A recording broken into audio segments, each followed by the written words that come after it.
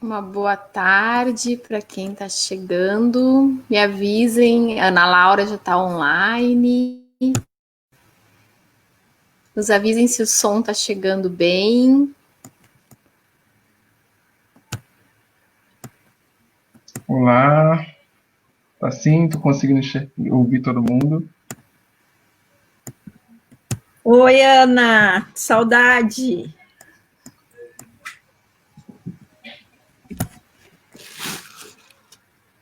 Maria do Carmo também já está chegando. Oi, Maria, boa tarde. Também quero dar um oi para Ana. Olá, Maria. Ah, que bom, Ana. Obrigada. Som e imagem ok, a Débora nos diz. Que ótimo. Faltam no meu relógio, faltam 2 minutos. Então a gente vai dando tempinho aqui, né? No meu também. Dando os ois.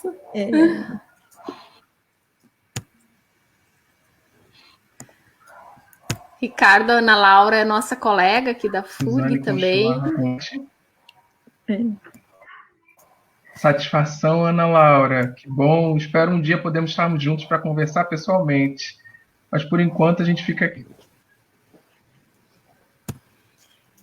Tiago, boa tarde, meu parceiro aqui, Thiago, né? Quero deixar o meu agradecimento, Tiago. Então, toda semana é meu parceiro em pensar nossas lives, né? Nesses convites, nesses enredamentos.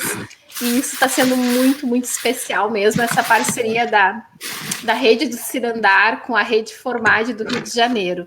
Então, semana que vem é o Thiago que vai estar aqui fazendo a mediação. Então, esse nosso trabalho junto está sendo muito especial. Ó, um grande amigo. Ana Laura quer a Maria do Carmo quer o chimarrão, Suzana. Nós do Sul, Ricardo. Também quero mais, também quero. Maria do Carmo é sempre. Eu tive a oportunidade de provar em Porto Alegre, foi excelente.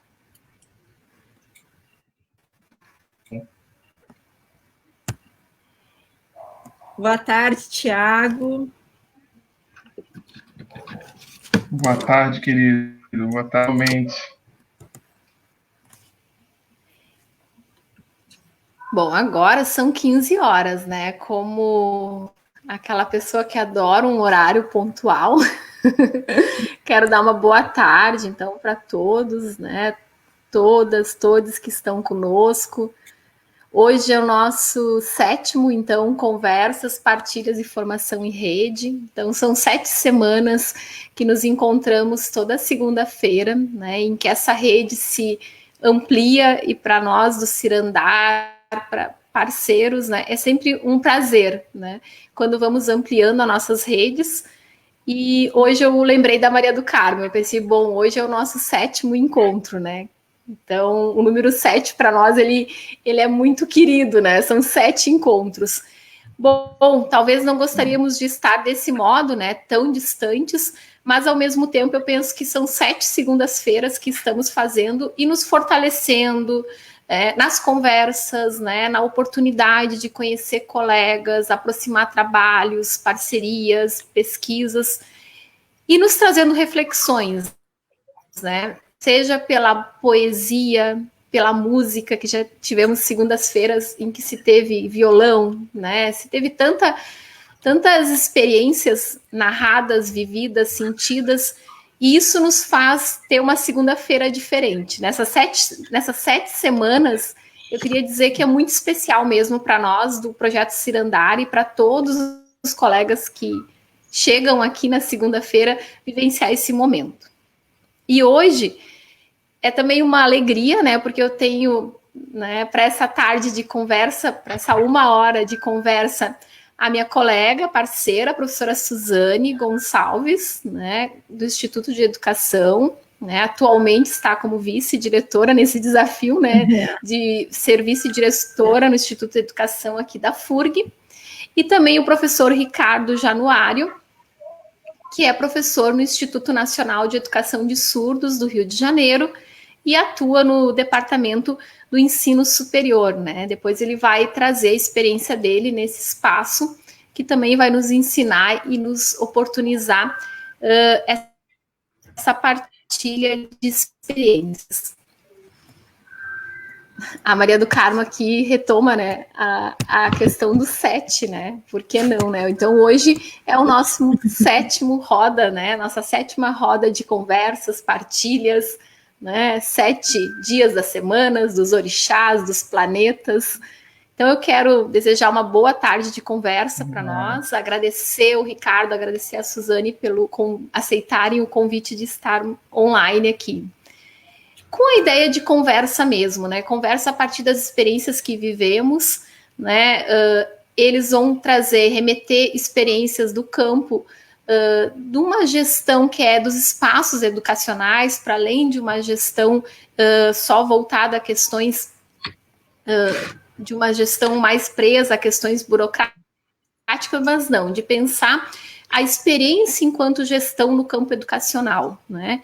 E para isso, né, perpassar experiências no campo da formação de professores e, num segundo momento, ou junto, ou como desejarmos, falar, então, desses desafios, né, em que o contexto atual nos faz, todo dia pela manhã, né, pensarmos. Então, eu quero convidar o Ricardo a iniciar, né, o mais distante, né, Suzane, em termos geográficos, né? Quero convidá-lo, né, a trazer... Estou aqui do Rio. A sua experiência do Rio. Seja bem-vindo, Ricardo. Fique à vontade. Olá, boa tarde a todos e todas. Aline, que satisfação, Suzane, que satisfação estar com vocês, né, hoje aqui para poder falar um pouco daquilo que é uma paixão para mim, né, que é estar nos espaços educacionais, nas instituições educacionais. Para mim é uma honra estar dialogando com vocês em tempos tão incertos, em tempos em que a gente se distanciou de uma maneira muito aguda, né, em tempos que a gente muitas das vezes cria dúvidas, né, incertezas, ansiedades. Então, estar dialogando com seus pares, né, atualmente, mesmo que dessa forma, né, seja de uma forma distante, é muito gratificante para mim poder trazer as minhas experiências e estar dialogando, né? É de fato muito estranho acordar e falar: hoje eu não vou conversar com meus alunos, hoje eu não vou conversar com meus pares, hoje eu não vou estar com essas pessoas, as quais me atravessam e me atravessam de uma forma que eu me reconstruo a cada dia. Então, eu me sinto muito honrado por estar aqui com vocês e todas as pessoas que estão, de alguma forma, em contato com a gente. Como já foi apresentado, eu sou Ricardo, sou aqui do Rio de Janeiro, e tenho o prazer de estudar, né? E estudar, pesquisar, trabalhar numa instituição que é centenária, né? Que é o Instituto Nacional de Educação de Surdos, que foi criado em 26 de setembro de 1857. Então, tem aí 163 anos, básico, ensino superior, né? O ensino básico, que a gente chama de DBase, né? Que também funciona o CAP-INES, tem lá a sua educação precoce, educação infantil, o ensino fundamental, o ensino médio, né? Então é uma excelente estrutura, né? É a escola que nos dá a base para estar mais em contato com alunos surdos, e a educação básica é formada somente de alunos surdos, né? Que é diferente do ensino superior. O ensino superior que tem graduação, pós-graduação, né? E atualmente a gente está com mestrado. E tem a educação à distância também, né? A gente tem um curso de pedagogia, né, que é presencial e online, né? O curso presencial nasce em 2006 na instituição, e eu tive a oportunidade de entrar, né, nesse curso a partir de 2013. Então eu digo que a minha vida, né, e a minha inserção com o povo, né, com a cultura surda, com a estrutura que me faz repensar cada dia a minha prática, tanto de gerir, tanto de sala de aula, renasceu, né? Eu acredito que eu sou um Ricardo antes e depois do INES, né? Antes de não tinha essa noção da vivência e da dimensão que é trabalhar com o sujeito surdo, que me provoca todos os dias. Então eu tive, né, a oportunidade em 2014 de ser coordenador de curso, do curso de pedagogia, com ênfase bilíngue, né? Por que eu digo ênfase bilíngue? O nosso curso é estruturado com as disciplinas de um curso de pedagogia, porém com uma ênfase na história, né? Na história do surdo, na história da surdez, né? Então, o curso de pedagogia tem um diferencial, né, que trata da surdez como diferença, né? A gente tem uma discussão muito assídua e muito proveitosa para tratar a surdez como uma forma de diferença. A diferença nos faz crescer, a diferença nos faz pensar e a diferença nos faz pesquisar para além do óbvio, né? Para além daquilo que a gente entende como gestão, e uma gestão muito mais democrática, muito mais participativa, de uma gestão que vai entender o outro como diferente. Então, essa experiência para mim sempre foi muito rica, porque até mesmo a maneira que eu falo, a maneira que eu me expresso, né, eu recebo um sinal, né, ao entrar na comunidade surda, assim como a gente tem um nome, eu recebo um nome também, que é um sinal, que é esse, né, de Ricardo, que foi dado a mim, né, logo assim que eu entro na instituição. Então, eu revejo toda a minha organização, né, todo o meu planejamento, todos aqueles instrumentos que a gente diz que uma gestão tem, né, passando da administração para a gestão, me fez pensar e reformular minhas práticas de gestão, né? Por exemplo, o meu tempo de aula, como que eu organizo, né, a estrutura educacional, o espaço educacional, como que o sujeito surdo me fez perceber que eu não posso ser somente um sujeito de texto escrito, né, mas que eu preciso ser de uma certa forma visual, como que o meu semblante, né, como que a minha expressão corporal, a minha expressão visual, né, ela tem um significado muito mais intenso num contexto bilíngue de aprendizagem. Eu não posso de maneira alguma, né, desassociar isso. Muitas das vezes entrar no espaço de gestão, né? E se eu entrasse triste, os meus alunos, de certa forma, já perceberiam isso, né? Então, isso me fez também entrar em contato muito mais próximo com o aluno. E muitas das vezes a gente que está na gestão, a gente está tão distante, né? Muitas das vezes a gente está organizando sessões burocráticas, né? Reuniões, documentações, e o aluno sempre cobra isso, né? Do Instituto, o aluno sempre me cobrou a minha presença, e isso foi uma coisa que sempre melhorou a minha prática enquanto gestor. Estar com o outro, né? Olhar o outro, perceber o outro, perceber o que o outro tem a dizer no seu tempo e não no meu tempo. Então, eu entrei num universo do qual, para mim, foi extremamente desafiador, porque eu estava acostumado a entrar num universo em que as pessoas já tinham previamente lido algo, visto algo que eu já ia falar, e eu entro num universo do qual me questiona até mesmo o movimento que eu tenho em sala de aula, o movimento de uma determinada reunião, né? Reunião pedagógica, né? Ou uma organização que a gente venha fazer dentro da estrutura institucional. Então, o tempo da minha fala, a minha expressão corporal, a maneira que eu planejo, a maneira que eu lido com o professorado, né, que vai montar a sua aula de uma maneira muito mais visual do que somente texto. Isso é uma coisa que a gente leva muito em consideração num contexto bilíngue, né? Eu não posso ser somente pautado na escrita, tem que ser muito mais visual, né? Que a gente chama de uma pedagogia visual, em que o surdo vai conseguir perceber aquilo que eu falo, interagir mais comigo, não só pela palavra escrita, né, mas também pela língua de sinais. E isso também foi um grande desafio para mim, porque eu tive que aprender uma outra língua, né? E a gente está tão acostumado a verbalizar e ter as nossas palavras já prontas muitas das vezes, e o ambiente que tem um ambiente bilíngue de aprendizagem, um ambiente com surdo, me fez rever até mesmo as palavras que eu falava, né? Que palavra pode ter mais impacto quando eu estou diante do meu professorado, que também a gente tem professores surdos e ouvintes, né? O Departamento de Ensino Superior tem essa mescla, e isso nos faz crescer a cada dia, porque é na diferença que a gente se constrói, é na diferença que a gente vê que a gente precisa ter um pouco mais de empatia, e eu acho que essa palavra é brilhante para poder falar de gestão. Empatia é algo que eu posso me colocar no lugar do outro, me sentir no lugar do outro, Então, quando eu estou falando, quem está prestando atenção, como está prestando atenção em mim, como minhas palavras podem chegar até essas pessoas, de um modo de eu ter uma organização, uma estrutura institucional que leve em consideração as diferenças, né? Eu não posso falar no singular, né? Mas as diferenças. Cada pessoa tem um caminho a seguir, né? Cada aluno, cada professor que chegou no Departamento de Ensino Superior do INES tem uma trajetória a contar. E como lidar com essa diferença, né? Como lidar com um contexto diferenciado, um contexto que muitas das vezes não foi acessível, né? Por exemplo, um aluno que vai ter reconhecer a sua língua só na idade adulta, né? E como você lida com isso, como as pessoas tratam as outras. Então, para mim, gestão de fato, e a partir de 2013 teve um outro significado, é estar mais próximo do outro, no sentido de entender o outro na sua prática e na sua experiência.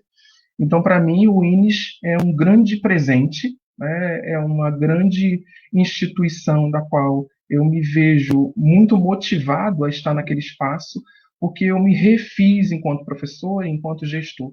Algo que eu já trazia pronto, eu tive que reformular de uma tal maneira, porque o meu aluno ou os meus colegas de departamento surdos não tinham visto por aquela perspectiva. E a gente mudar hábitos, mudar a forma de pensar, para nós que somos professores, a gente sabe do desafio, né, da dificuldade que é lidar com temas burocráticos, com temas tradicionais, e não levar em consideração essa mudança que é uma mudança significativa, que é perceber o outro numa outra língua, num outro idioma, e que você precisa, de certa forma, se aproximar, né? E aí eu trago a ideia de gerir democraticamente, né? Como que eu posso dar vez e voz ao outro, né? Vez e voz que vai vir com conteúdo expressivo, que não é somente a partir de um lado burocrático, mas sim do sentimento, né? Da sensibilidade de estar num espaço que não é somente para o ouvinte, né? Então isso também para a gente foi um grande desafio, e para mim enquanto gestor também, né? Como ouvir o outro se eu não sei falar o idioma dele, a língua dele?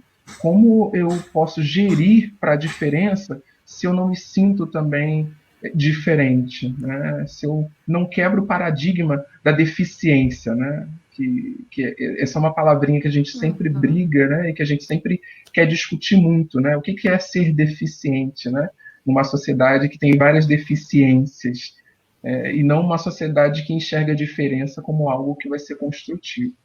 Então, para mim, é sempre muito intenso, né, estar num espaço bilíngue de aprendizagem e num espaço que lida com sujeitos surdos. Hoje eu não me vejo, né? Toda vez que eu vou em algum lugar, toda vez que eu entro em um espaço educacional, ou escolar ou não escolar, eu estou sempre com um olhar para a diferença, da acessibilidade, né, da diferença do olhar do outro para comigo, né, se ele de fato está entendendo aquilo que eu estou falando, como que eu posso gerir para essa diferença. Então, acho que esse é um dos motes que tem para se gerir num contexto bilíngue.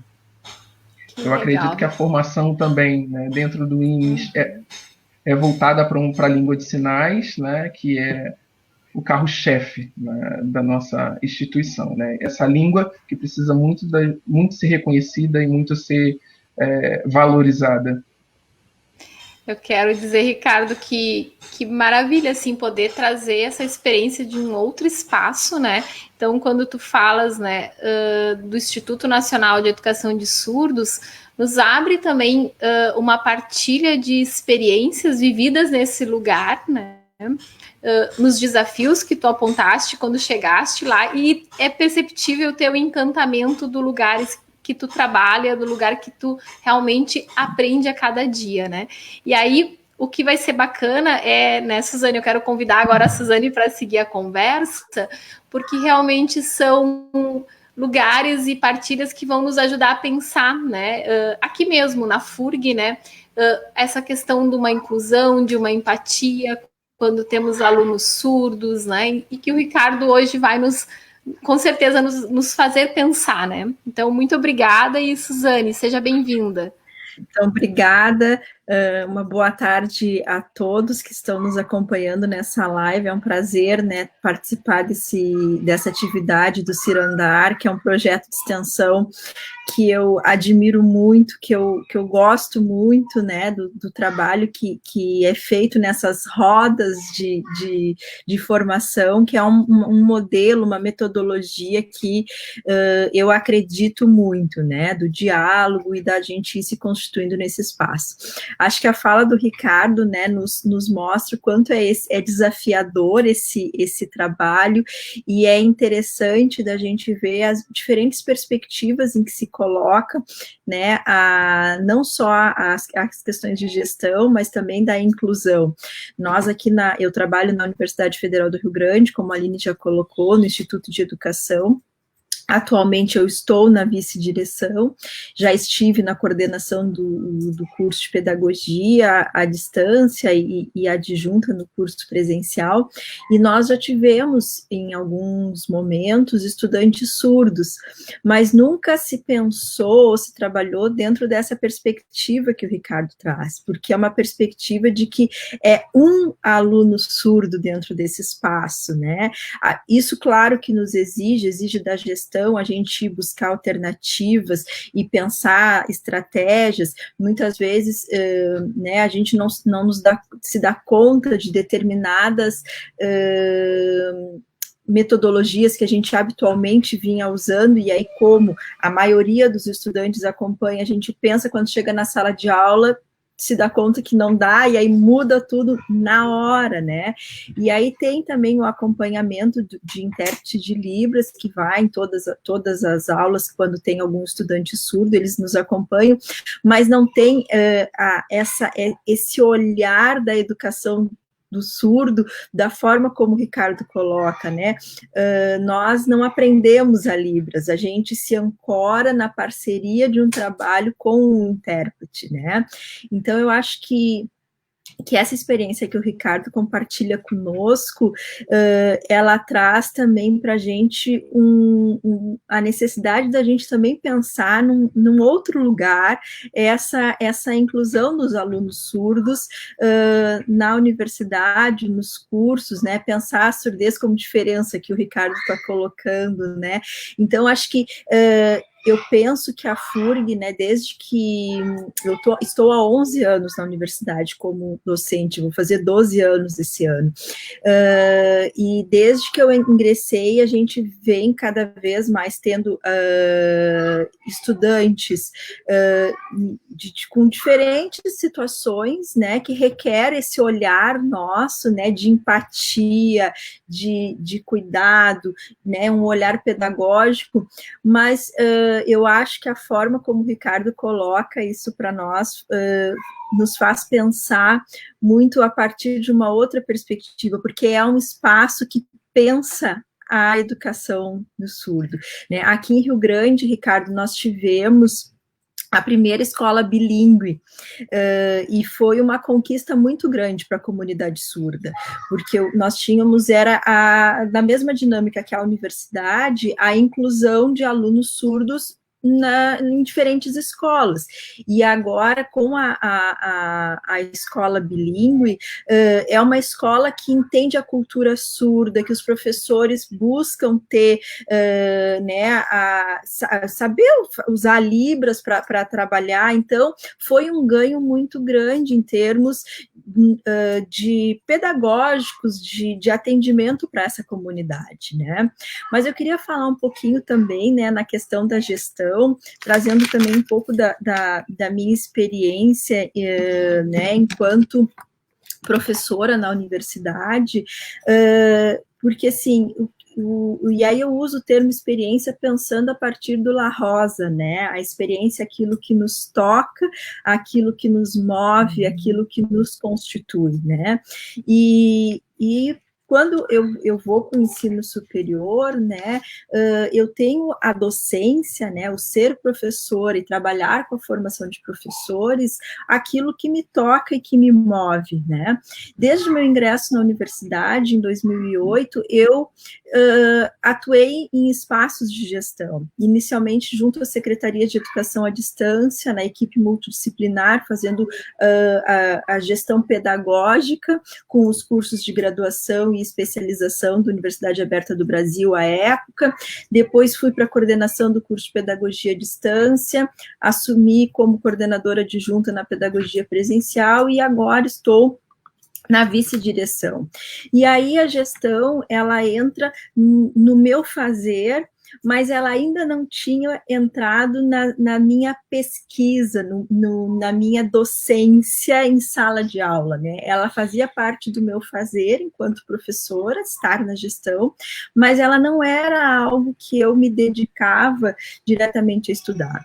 Mas eu estudava e estudo ainda políticas públicas, políticas de formação de professores, e eu fui percebendo, não só eu, como outros autores teóricos, né, que há um deslocamento no discurso das políticas que buscam as reformas dos cursos de formação de professores, as políticas públicas para a formação de professores, tanto formação inicial quanto continuada, de que esse deslocamento que antes era centrado na desqualificação do trabalho do professor, que o professor que está na escola não é bem preparado, ele não sabe trabalhar com as novas tecnologias, os baixos indicadores é porque nós não temos bons professores, esse discurso passa a ter um deslocamento para os gestores.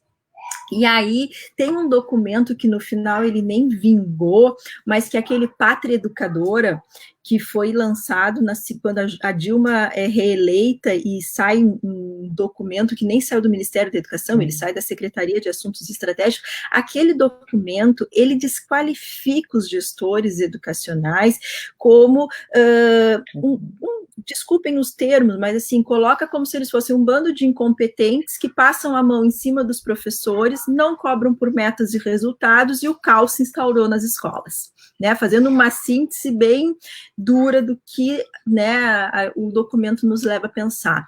Aquilo mexeu muito comigo, e eu me direcionei a trabalhar com as disciplinas de gestão educacional, e a fazer formação continuada também com gestores.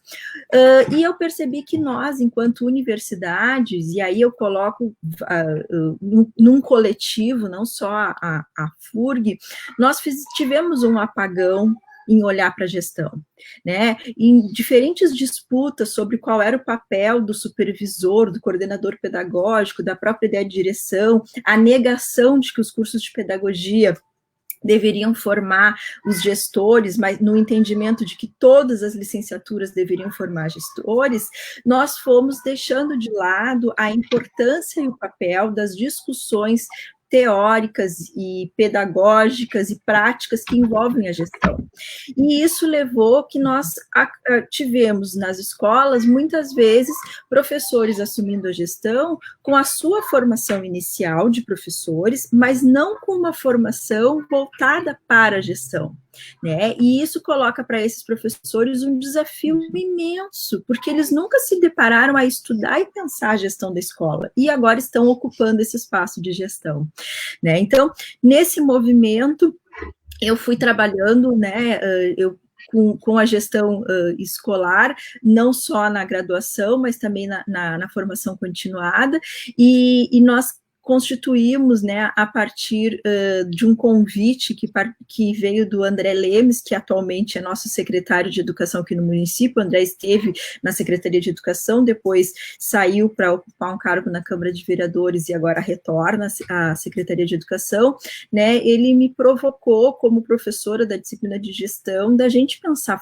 a formação continuada em gestão, porque nem todos os municípios adotam a gestão democrática com eleição de diretores, nem todos os municípios, né, não é pensando só a região de Rio Grande, né, só o município, né, e então nós constituímos um grupo bem bacana, que tem a participação de diretor de escola, que é o professor Jorge Sati, que é diretor na João de Oliveira, a assistente social que atua no CAIC, que é um centro vinculado à universidade, onde tem uma escola, a Fernanda também trabalha conosco, né, e a Débora, que é pedagoga na FURG e é ex-diretora desse centro. Então, a gente vem construindo um trabalho bem interessante, assim, de discussão, pensando essas experiências, aí voltando lá para o início da questão do conceito de experiência, dos diferentes lugares que cada um de nós ocupa e ocupou, né, mas para coletivamente pensar e construir ideias, né, de como que a gestão, ela pode qualificar não só a aprendizagem, né, o conhecimento no espaço da escola, mas qualificar as relações que se estabelecem na escola, né. Então, eu acho que a gestão, não só nos espaços que eu já ocupei de gestão e que hoje ocupo, mas também essa experiência na formação continuada, que me coloca junto a diretores, coordenadores pedagógicos, vem mostrando, né, que a gestão, ela é saber ouvir, ela é um espaço de dar fala, e aí quando eu digo dar fala, pode parecer autoritário, mas o gestor, ele está numa posição que se ele não der o espaço de fala, muitos se silenciam, né, de instigar a fala, né, de ter que assumir o ônus de uma decisão, e isso é tão difícil a gente às vezes entender que ao ocupar o espaço da gestão, a gente tem que tomar decisões, e às vezes essas decisões desagradam alguns, ou são decisões que nós não gostaríamos de ter que tomar, porque ela tem consequências, mas estar na gestão é também. Então, é olhar, e aí eu retomo a fala do Ricardo, quando ele diz, né, estar na gestão é saber olhar de diferentes perspectivas, né, e isso é muito desafiador, eu acho que para todos nós que, em alguma medida, ocupamos. A Aline teve na coordenação de curso, né, por um período, né, eu acho que são esses desafios, entre tantos outros, né, esses são alguns dos desafios que nos colocam. E acho que vou passar para a Aline para a gente ir seguindo a conversa, senão eu vou falar até o final. Mas eu acho que o que vocês dois trazem, né, a importância da gestão, ser a formação inicial de professores, né, porque em 2012, quando eu chego na FURG, e já em 2014 assumo como coordenadora adjunta e depois coordenadora, né, atualmente coordenadora numa pós-graduação, tu vais realmente, a tua experiência vai sendo a cada dia, né, a partir de pressupostos teóricos que tu acredita, no desafio de colocar eles, agradando, como a Suzane diz, uns e outros, né, não agradando todo mundo, né, afinal somos seres humanos, né. Mas nisso eu fico pensando o quanto é importante o que a Suzane aponta, e eu sei que o Ricardo também trabalha como professor da gestão educacional, né, no curso da Inês, no curso de pedagogia, o quanto é importante essa temática, não digo talvez uma disciplina, mas trabalhar a questão da gestão educacional na formação inicial de professores, né? Eu considero fundamental, né? Resgatando a minha história enquanto professora de química e na trajetória assumindo espaços de coordenação, né? E aqui o Jorge chega agora, né? O Jorge Sati também, né? Gestor numa escola aqui, parceiro da Suzane no projeto, me remete ao projeto do PIBID que tivemos lá. Maria do Carmo me remete o ano, não vou me lembrar, acho que foi 2014, em que tivemos um PIBID, Ricardo, aqui na FURG, com 7 gestores.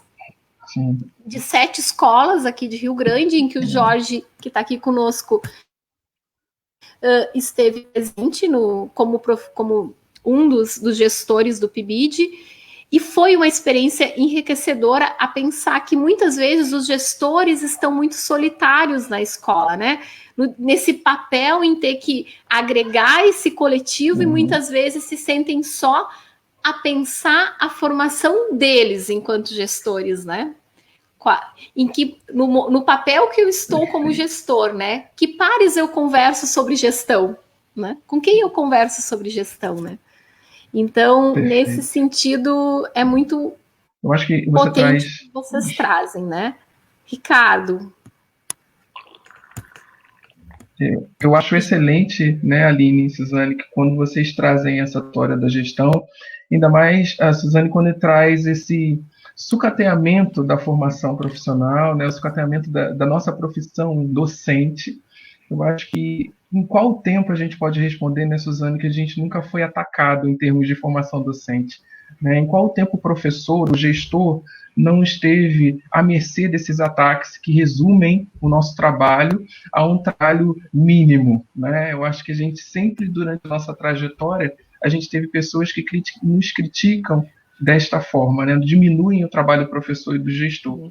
Mas uma das implicações que eu acho necessário para a gente trazer para a nossa conversa e entender esse lugar solitário do gestor é da formação pedagógica. Né? O curso de pedagogia chega no Brasil em 1939 e é essa formação desse curso que também nos deixa um pouco à mercê da formação inicial do pedagogo em relação à gestão.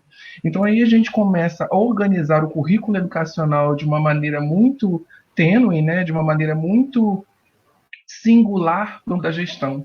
A gente sempre teve, né, sempre teve a formação de professores, as estruturas e funcionamentos do ensino chegavam muito lentamente, né? Então a gestão sempre foi e passou para pós-graduação, né? O curso de pedagogia, e eu vejo pela essa problemática, é um curso que muitas das vezes peca, né, nessa formação do gestor, sobretudo do gestor educacional. E aí a vasta literatura que vai dizer isso, né? Professora Iria Brezenzit, professor José Carlos Libânio, né? Selma Garrido Pimenta. Então são professores que também se debruçaram para entender esse curso de pedagogia, e eu sempre tive esse olhar para a gestão como um bloco separado, né? Então, pensar nessa gestão hoje é também a gente voltar na história do curso de pedagogia e ver como muitas das vezes a gente foi posto à margem. Então, eu acho que é a resposta que a gente tem hoje, atualmente, com quem que esses gestores vão conversar, né? Se nesse tempo de formação a gente muitas das vezes foi seduzido pela docência, né? A docência sempre ganhou no curso de pedagogia uma intensificação maior do que a relação do gestor, né? Do que a formação do gestor. Como é pensar, né, a gestão escolar, como que é pensar a gestão educacional no nível, né, do curso de pedagogia desde os primeiros períodos, né? Geralmente a gente pega um currículo de pedagogia e a gente vai estudar gestão somente no final, a gente só tem essa estrutura de gestão educacional, só vai entender mesmo como funciona a escola, quais são os aparatos que compõem uma escola, quais são as documentações que estruturam a escola, como que é a formação de um projeto político-pedagógico, né? Como é que é a formação de um projeto político de curso, não da faculdade. Né? Eu senti muito isso, que eu sou pedagogo de formação, eu vejo como a gente se afasta muitas vezes dessa formação inicial gestor. Eu acho que a gente peca nesse sentido e a gente dialoga muitas das vezes com os nossos pares, dialogar também com gestores que saíram de professores a gestores. Né? Então, o curso de pedagogia tem, né, ao meu ver, né, e de alguns autores, esse limite de pensar a escola. Né? Pensar a escola para a sua sala de aula, pensar a escola para a sua estrutura de professores, para a sua estrutura de alunos, para a sua estrutura de intérpretes, por exemplo, no meu contexto, para a estrutura, né, de quem se localiza na escola, de como que a gente organiza a comunidade. Eu acho que essa questão é fundamental para a gente poder ir no lugar do gestor, né, o lugar de como o gestor precisa ter esse olhar diferenciado. Né? Eu acredito que o gestor ele tem uma visão, tem que estar muito mais à frente. A gente tem que fazer conjecturas das quais a gente projeta a escola para um outro tempo, para um outro espaço, sobretudo pelo espaço de agora,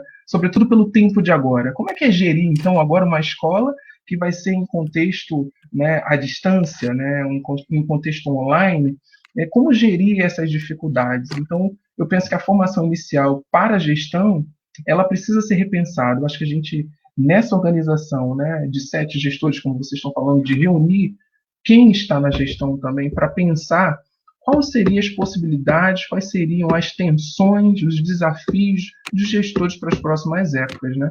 Porque o contemporâneo nos desafia a todo tempo, né, de pensar como ser um gestor, né? Como atuar numa gestão, por exemplo, interculturalmente, né, de entender as culturas que abraçam a escola, que estão presentes na escola, como entender essa diferença de uma maneira tão mais intensa que nossos cursos de formação muitas das vezes não abarcam, e a gente também não tem tempo suficiente para abarcar todos esses desafios. Eu acho que nessa discussão, né, que o Ricardo coloca da formação, né, eu acompanho também essa discussão, né, que esses autores todos colocam, né, do desafio da formação dos gestores no curso de pedagogia. Acho que é um tema extremamente complexo, né.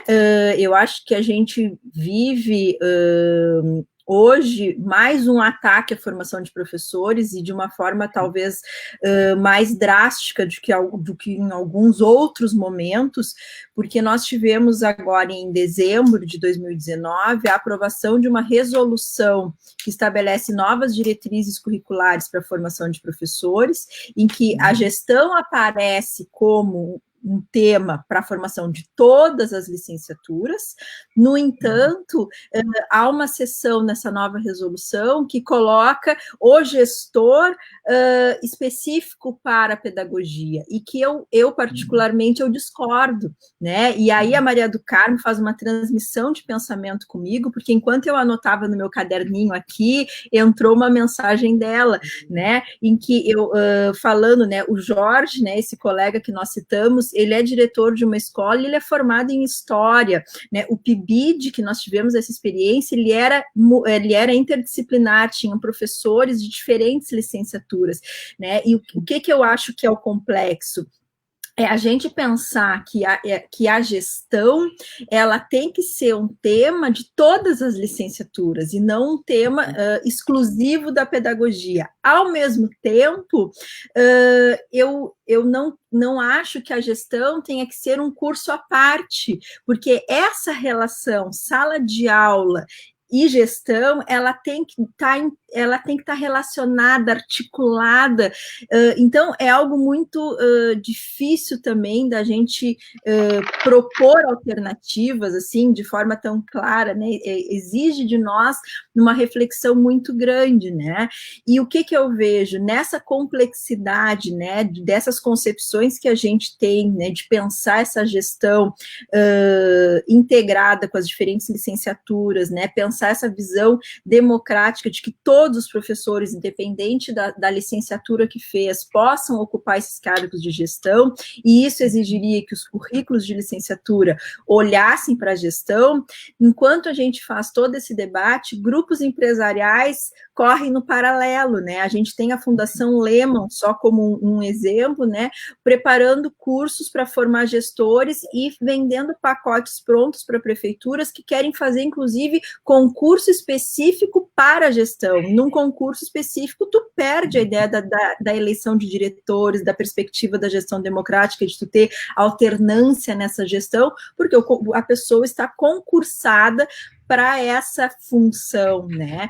Então, eu acho que a gestão, ela é um tema muito pertinente e que vai demandar de todos nós que nos ocupamos da escola, do fazer pedagógico, um olhar atento de ir pensando essas alternativas e ir discutindo. E nós, né, que estamos fazendo formação de professores na universidade, precisamos nos dedicar a esse tema, né, porque ele traz efeitos muito grandes no cotidiano da escola, né, se nós temos maus gestores, né, o Jorge tem uma fala que a gente brinca muito, aqui tem gestão, né, e eu acho que a gente tem que dizer que todas as escolas têm uma boa gestão, né, e é isso que a gente deseja, mas para isso, todos os professores precisam estar instrumentalizados para se fazer uma boa gestão, né? Porque muitas vezes, e até mesmo nós na universidade, muitas vezes a gente vai aprendendo fazendo, como diz a Aline, eu entrei e já assumi a coordenação.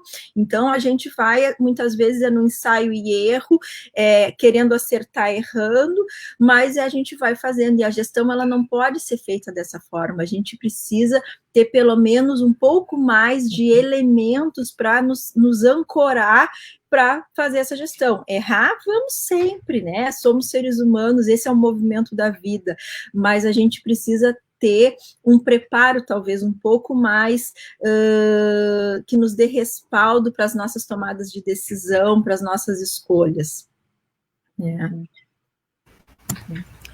E eu acho que o que vocês apontam também, né? Claro, vocês trazem a experiência da pedagogia, mas, bom, da nossa conversa é perceptível que a gestão chega para todas as áreas, né? Então, teria que ser a possibilidade de discutir a gestão num movimento também de todas as áreas, né? E não ser, quando eu digo, não ser uma disciplina específica para a formação do curso de Química. Não, por que não pensar um espaço em que diferentes licenciaturas pudessem estar pensando a gestão, né? A gestão escolar, né? E ter, sim, essa partilha de diferentes olhares do pedagogo, do químico, do físico, bom, de todas as áreas, né?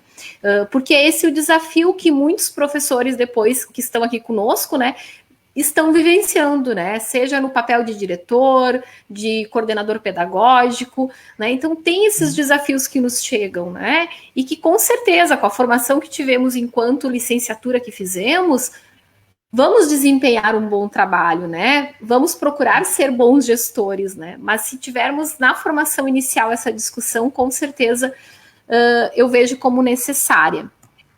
Eu quero trazer aqui o comentário do Jorge e já puxar uma reflexão, né? Que o Jorge coloca assim: excelente reflexão, Ricardo.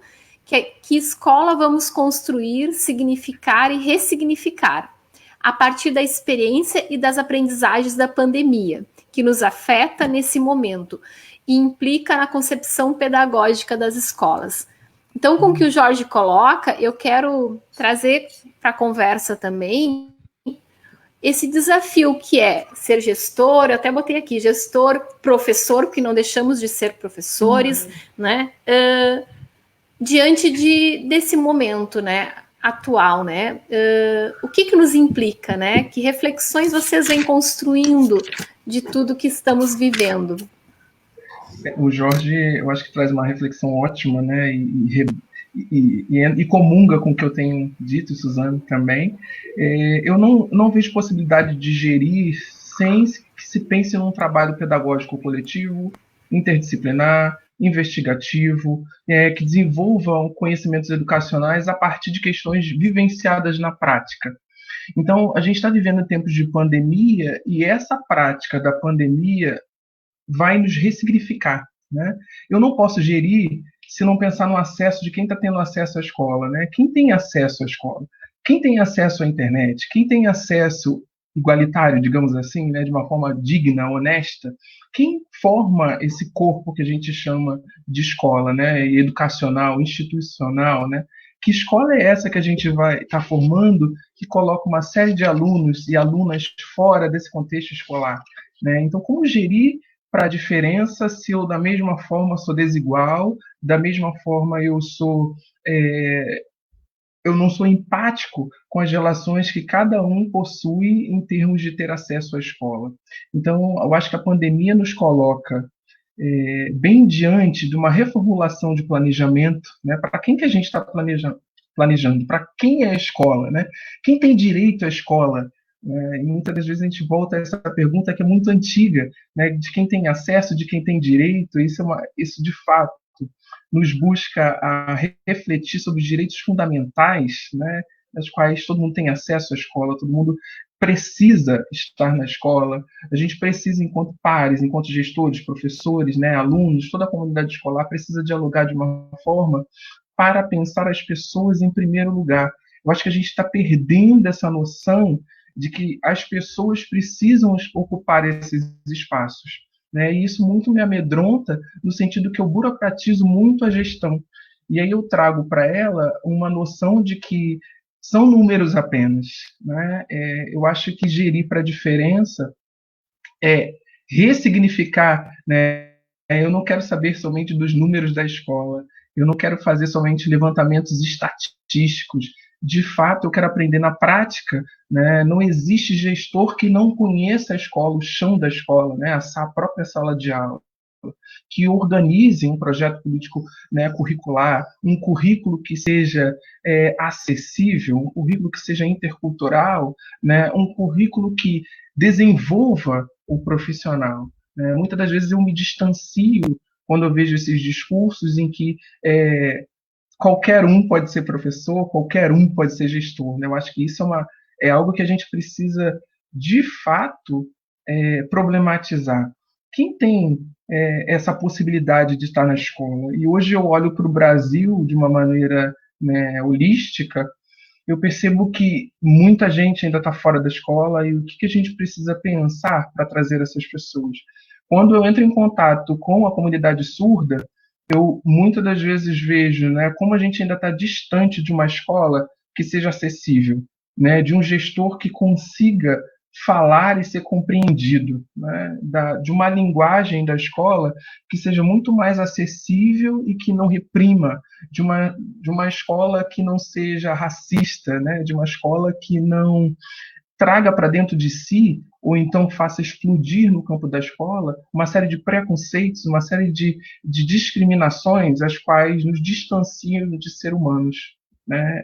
O nosso maior desafio, acho que em tempos de pandemia, é reorganizar a escola, mas uma escola mais empática, uma escola que vai pensar naquele aluno que não tem o acesso a gente e que eu não posso moldar, eu construir um novo que seja totalmente online se o meu aluno só tem um plano limitado, né, e não tem acesso ao meu plano remoto que eu, enquanto professor, vou montar. Né? O meu aluno precisa sair da sua residência em tempos de pandemia e que não tem o computador na sua casa, né, e que ele precisa ir em outros espaços, correndo risco, né, para poder, de alguma forma, continuar seus estudos. Então, a gente não pode estar fora do que significa a escola, né, e de quem organiza essa escola para se pensar em tempos de pandemia. Eu não posso estar fora desse contexto em que as pessoas têm acesso igual. Né? Eu não posso dizer, programar um currículo, um projeto político, né, uma ação que não leve em consideração que somos diferentes, que não temos acesso desiguais. Né? Então, isso muito me preocupa enquanto gestor, de como que eu posso pensar essa escola também que vai motivar esse aluno que a todo tempo está fora do contexto escolar, que a todo tempo sofre N desafios para poder continuar na escola, e eu só penso num público que já tem um acesso, que já está mais confortável. Eu não quero estabelecer aqui no nosso diálogo nenhum tipo de dicotomia, né? Quem é melhor, quem é pior, não estou dizendo isso. Eu estou dizendo que o sistema brasileiro educacional não é um sistema que é, de fato, e que atinja todos, que dê todos a oportunidade de ter acesso à educação. Eu acho que um dos maiores problemas do nosso país é desvalorizar a educação. Né? A gente ainda está teimando em não depositar a nossa potência enquanto ser humano nos instrumentos educacionais. A gente está teimando ainda numa estrutura que é desigual. Né? Então, acho que, para mim, pensar a escola como uma necessidade muito mais acessível, muito mais empática, muito mais sensível, que eu acho que muitas das vezes a gente, enquanto gestor, também perde essa sensibilidade. Eu acho que a gente se torna muito mais burocrático do que sensível e deixa de enxergar. Eu acho que deixar de enxergar em tempos de pandemia é simplesmente matar nosso público. Eu acho que muitas das vezes a escola, ao nascer, teve um propósito de formar pessoas, né? De despertar a criatividade, de despertar a motivação das pessoas. Eu acho que o maior desafio da escola é motivar esse público, e eu não digo somente o meu aluno, são todas as pessoas que compõem o ambiente institucional e educacional a serem motivadas a estar naquele espaço, de uma maneira ética, de uma maneira compromissada, de uma maneira muito mais interessante, que não nos deixe doente, né? Que não nos deixe com problemas, né, na nossa própria saúde mental, que não nos deixe com síndromes de burnout, por exemplo, que não nos deixe desgastar e perder o sentido educacional e o sentido de escola. Temos grandes desafios pela frente. Eu acho que o Ricardo cai. Suzane, siga, Uma que ele vai pena. retornar. Não, mas ele retorna, eu combinei com ele. Quem cair, retorna. Volta. Não, acho que o Ricardo estava fazendo Voltei. excelentes reflexões. Ai, que bom! Eu estava dizendo que estava fazendo excelentes reflexões, Ricardo, porque eu acho que isso que tu pontuas, né? A gente já tem uma estrutura educacional desigual no país. E a pandemia, ela tende a acirrar essa desigualdade se os gestores, né, e todos os envolvidos, mas principalmente os gestores, quando a gente pensa os secretários de educação, mas também os diretores das escolas, coordenação, não pensar de que forma fazer esse acolhimento, né, e ter um olhar sensível, né, para esses sujeitos que estão na escola e que não têm acesso e não terão esse acesso. A gente sabe que aqui no estado do Rio Grande do Sul, Ricardo, houve a orientação da Secretaria Estadual de que as escolas imprimam material e levem para as famílias, ou as famílias possam ir buscar na escola, né? A presidente do Conselho Estadual de Educação estava contando como uma máxima que o leiteiro leva o material na casa de uma família que mora numa fazenda. Só que a gente tem que pensar que esses materiais podem estar contaminados. Qual é tu fazer uma família se deslocar até a escola, vai de transporte público muitas vezes, não tem o transporte escolar para ir até a escola para pegar um material. Então, assim, às vezes aquela alternativa encontrada, ela também coloca alguns riscos, né? Eu penso que hoje os gestores, os diretores, eles têm um papel muito importante, e hoje nós tivemos pela manhã um encontro com esse grupo que a gente faz formação lá em Morro Redondo, e a gente ouvindo, né, o relato de alguns diretores do que está acontecendo em cada escola, né, eu ainda destaquei da fala deles, né, eles estão tendo um papel pedagógico que é para além dos conteúdos escolares, que é para além desse cotidiano e rotina da escola, que é orientar as famílias sobre o cuidado que tem que ter nesse momento, é explicar para as famílias sobre essas desigualdades, que na casa dessa família o acesso à internet é possível, mas que a família do outro não é. Então, acho que esse papel do gestor também, conversar com seus professores, conversar com os pais, com as famílias, né, que não, né, os responsáveis, e com os próprios jovens, explicando, né, esse momento complexo que a gente vive. E eu acho que tem algo que é importante, e que muitas escolas têm feito, e que é manter o contato, é fazer um canal de comunicação que esteja aberto para acolhida, para sanar dúvidas, mas não é momento de passar conteúdos novos, de fazer enlouquecidamente trabalhos avaliados, porque as condições, e até mesmo em casas que tenham uma estrutura um pouco melhor, até com acesso, existem diferentes demandas e que nem sempre se dá conta disso. Casa é uma coisa e escola é outra, né? Então, eu acho, e aí se a Aline permite, eu gostaria de voltar a fala para o Ricardo, para ele terminar aquela reflexão que ele estava fazendo, porque estava, né, eu acho que ele nos colocava a pensar exatamente, assim, dessa importância do acolhimento, da empatia, né, do gestor, sempre, mas principalmente nesse contexto que a gente hoje está vivendo. Suzane, eu acho que é imprescindível. Eu fico muito feliz, né, do nosso diálogo, e é por isso na escola eu acredito nas nossas ações, eu acredito que, por mais que a ciência nos cobre, né, essa distância, essa neutralidade que para mim é inexistente, né? Eu brigo muito com essa neutralidade de dizer que eu tenho que estar afastado do que o meu aluno está sentindo, do que o meu docente está clamando, né? Que muitas das vezes a gente vem ao longo da nossa trajetória enquanto gestor, se distanciando dos nossos. É muito importante a gente pensar que a escola é potência, que a escola não pode deixar de ser potência, de que a escola, a educação, precisa de alguma forma atingir a todos, né? Há necessidade da gente repensar uma escola que seja mais acessível, que seja mais próxima, que discuta as nossas sensibilidades, né? Muitas das vezes a gente quer colocar para o contexto escolar uma realidade nossa, né? Eu acho que a pandemia nos traz a pensar nisso, né? Como que eu posso pensar naquele aluno que de fato tem todas as limitações, mas que sonha com a escola, que tem toda vontade de estar aí, que tem toda vontade de estar perto de nós, né? Eu sou muito feliz e contente na minha profissão porque a todo tempo eu estou com os meus alunos, né, com os meus pares, discutindo a possibilidade de ser um profissional melhor. Eu acho que a gente nunca pode perder essa sensibilidade, né, essa característica de nos sentirmos mais humanos, sermos próximos uns dos outros, no sentido de que a gente precisa, de alguma forma, viver, mas viver dignamente. As minhas indicações enquanto gestor sempre foram para pensar na possibilidade digna de participação.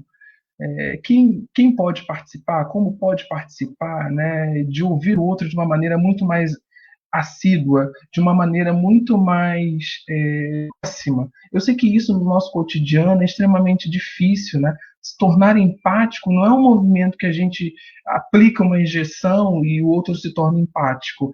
É um movimento contínuo, é um movimento de construção, é um movimento criativo, é um movimento que se percebe o outro. E como perceber o outro se o outro pensa diferente, né, de mim? Mas pensar diferente é extremamente positivo quando esse pensar diferente traz para o coletivo a possibilidade de ser e estar no mundo. Eu acredito que durante essa pandemia, isso tem me colocado muito mais introspectivo, no sentido de repensar as minhas falas, de repensar a minha trajetória, de repensar de como eu leciono, para que eu possa, de alguma forma, tá mais próximo, né, do coletivo, tá mais próximo da possibilidade de estar motivado no que faço. Porque o nosso maior desafio hoje é lidar com essa pandemia, lidar com um vírus que é letal, que está matando em massa, e a gente ainda continuar numa determinada inércia e não colocar também a responsabilidade da escola também repensar isso. A possibilidade, né, de nos unirmos de uma maneira muito mais assídua e pensar possibilidades. Eu não consigo olhar para a escola sem ser um lugar que não pense possibilidades, que não pense estratégias, né? E eu não quero pensar isso sozinho. Por isso essa live para mim hoje está sendo tão significativa no sentido de que eu não me sinto sozinho, né? E o não se sentir sozinho me traz potência, me traz possibilidade de criação, e isso não pode ser deixar levar, não é? É real, a pandemia é real, as pessoas estão morrendo, as pessoas não têm acesso. A pandemia trouxe, intensificou as desigualdades, as iniquidades, né, daqueles que de fato já estavam à margem e que agora estão desaparecendo e sendo enterrados. Para mim, é extremamente letal, né, abrir o Facebook e ver a morte dos meus alunos, ver a morte dos meus colegas.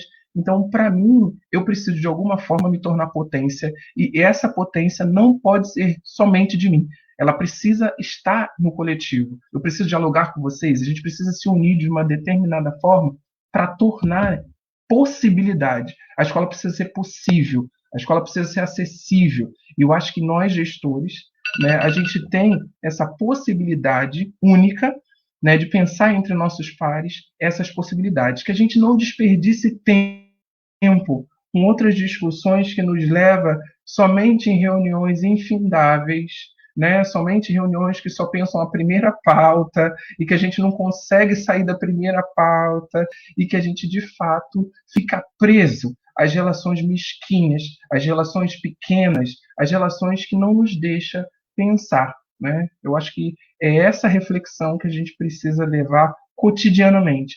É necessário viver e não sobreviver. A escola não é lugar de sobrevivência, a escola é lugar de vivências, de experiências das quais precisam se tornar significativas. Quero acho que os comentários, né, Suzane, deixam claro assim o quanto está sendo muito especial escutá-los, né? Escutar a reflexão que o Ricardo trouxe. Tu tens aqui, Ricardo, acho que deve ser teu sobrinho aqui online, né? Que falou excelente, tio. E isso é um dos prazeres que podemos ter, né? Aqui o Leandro coloca, né?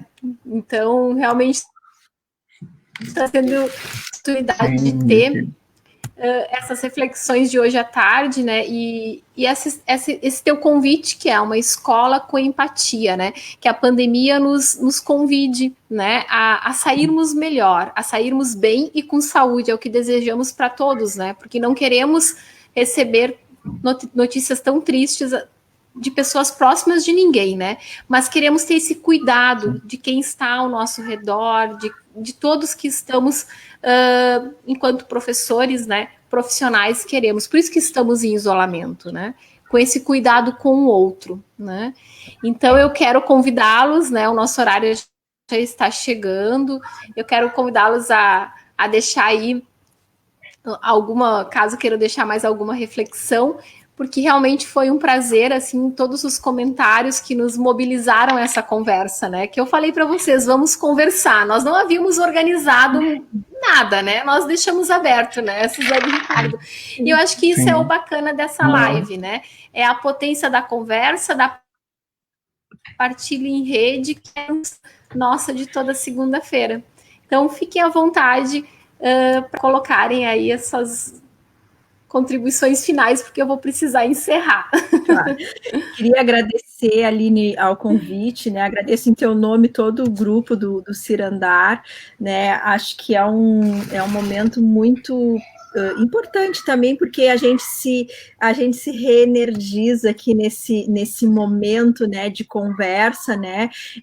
Adorei participar desse momento com o Ricardo, que eu não conhecia, foi, assim, muito especial, Ricardo, te ouvir e conhecer, e te conhecer também, né?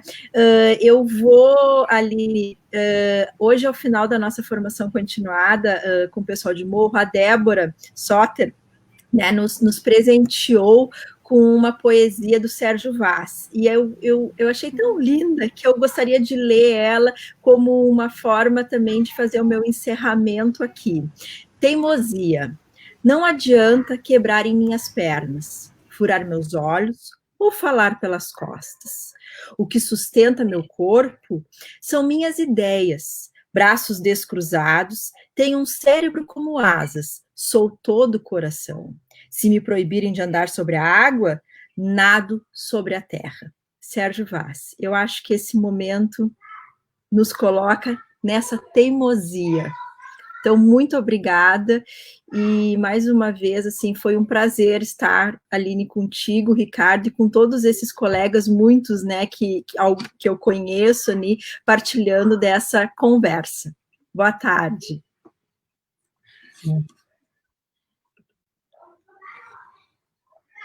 Então, eu quero muito agradecer, né, essa oportunidade, essa conversa que nos renova, né, essa conversa que nos torna mais humanos. Eu acho que é isso que a gente precisa de todas as formas, Aline e Suzane. Eu me sinto extremamente honrado de ter participado dessa conversa, me coloco disponível, à disposição de vocês para que a gente possa conversar outras vezes, em outros espaços, trazendo possibilidades, né? Eu quero, de fato, finalizar, né, esse momento mais agradecendo, né, e pedindo de alguma forma que a gente repense a escola cotidianamente, né, e que a gente repense a maneira que a gente tem vivido até hoje para trazer mais significado, né? A gente precisa trazer de alguma forma significado para aquele que vive, né? Porque a gente tem perdido muitas pessoas, a gente tem perdido pessoas de N formas, né? E essa pandemia tem nos dado a possibilidade de repensar, né, uma nova maneira de viver e reviver, né, e que não saiamos dessa pandemia da mesma forma que entramos, né, da mesma forma que ainda estamos ligados às coisas tão pequenas e tão sem significado, mas que a gente possa de alguma forma ir além, né, tornar assim uma escola possível, uma escola acessível, uma escola antirracista, né, uma escola que vá para além dos preconceitos, né, que saiba lidar com os racismos, com os preconceitos do nosso cotidiano. É desafiador, mas eu sigo acreditando, né? Eu sigo de uma maneira positiva, né? Eu acho que a escola e nós mesmos precisamos de positividade. Eu quero muito mais agradecer, um forte abraço e que a gente tenha outros momentos, né? E que possamos viver de uma maneira muito mais digna. Que Muito ótimo, obrigado. obrigada, obrigado Ricardo, obrigada Suzane, obrigado por todos os cirandeiros, cirandeiras, todos que estiveram conosco. Segunda-feira que vem estaremos de novo, né, às 15 horas, é o nosso momento de estarmos juntos, né? Então, muito obrigada. Tenhamos todos uma ótima semana, né? Que venham boas notícias, que é o que desejamos também, tá? Um abraço. Foi um prazer estar com vocês. Um abraço. Sempre. Tchau. Um abraço. Tchau. Um abração. Tchau, tchau.